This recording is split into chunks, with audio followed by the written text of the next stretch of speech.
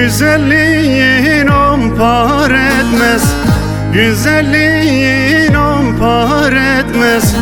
Bu bendeki aşk olmasa eğlenecek yer bulamam.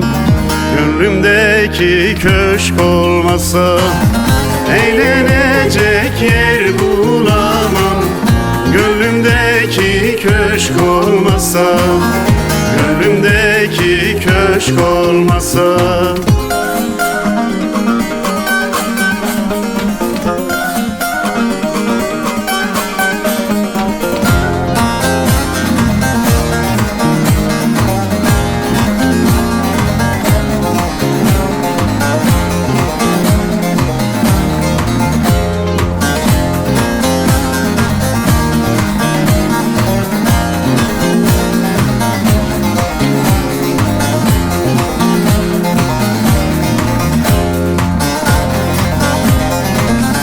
Kim okurdu, kim yazardı?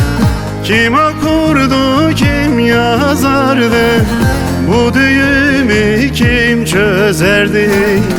Koyun kurdu ile gezerdi. Fikir başka başka olmasa, koyun kurdu ile gezerdi. Fikir başka başka olmasa, fikir başka başka olmasa.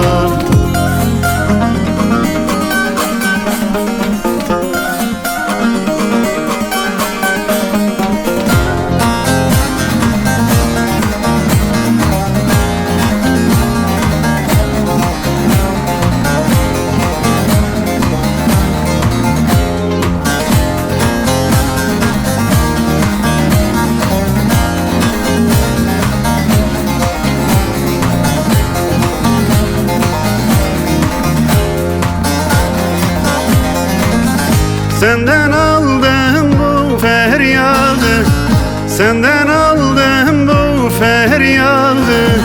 Bu imiş dünyanın tadı, anılmazdı Veysel aldı.